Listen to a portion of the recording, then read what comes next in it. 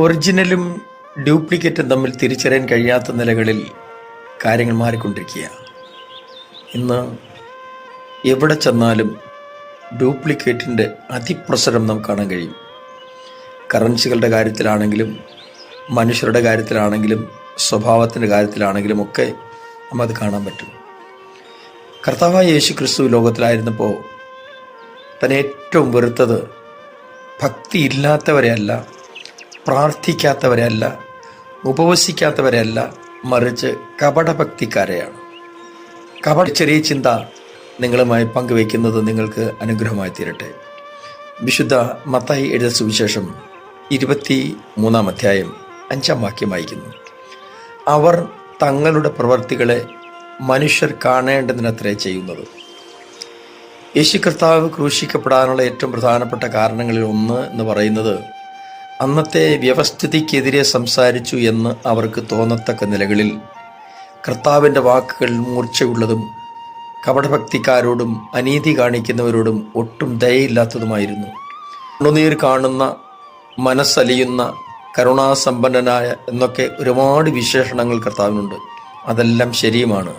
പക്ഷേ കപടഭക്തിക്കാരോട് യാതൊരു കരുണയും കർത്താവ് കാണിക്കാറില്ല. പരസ്യമായും പച്ചയായി തന്നെ അവരുടെ മുഖത്ത് നോക്കി പറയുവാൻ ധൈര്യം കാണിച്ചു. ഈ വാസ്തവത്തിൽ ആത്മീയ കോളത്തിൽ സംഭവിച്ചിരിക്കുന്ന ഏറ്റവും വലിയ മൂല്യച്യുതി കപടഭക്തി വെളിപ്പെടുത്തുന്നത് തിരിച്ചറിയുന്നുണ്ടെങ്കിൽ പോലും സ്വന്തം സ്ഥാനങ്ങൾ ഭദ്രമാക്കുവാൻ പലരും അത് മിണ്ടാതെ ഇരിക്കുന്നു. അല്ലെങ്കിൽ സ്ഥാനത്തിരിക്കുന്നവരും കപടഭക്തന്മാരായിത്തീരുന്നു. കുഞ്ഞിനൊരാഗ്രഹം, അതിന് ആരും തീറ്റ കൊടുക്കുന്നില്ല. ഒരു പ്രാവിൻ കുഞ്ഞ് അടുക്കള വാതിൽക്കലോ മുറ്റത്തോ വന്നിരുന്നാൽ അരിമണി വിതറാൻ ആളുണ്ട്.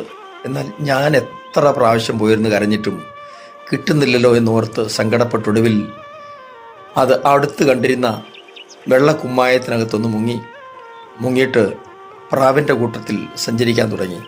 കുറേ നേരത്തേക്കൊന്നും ആർക്കും മനസ്സിലായില്ല.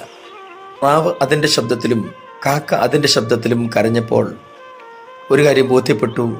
ഈ കാക്കയ്ക്ക് വെള്ള കളറേ ഉള്ളൂ, നമ്മുടെ കൂട്ടക്കാരനല്ല. അവരൊരാൾക്ക് വേണ്ടി നമ്മൾ നിൽക്കുന്നെങ്കിൽ മനസ്സിലൊന്ന് വെച്ച് പുറമേ മറ്റൊരു പ്രകടനം ഒരിക്കലും നല്ലതല്ല.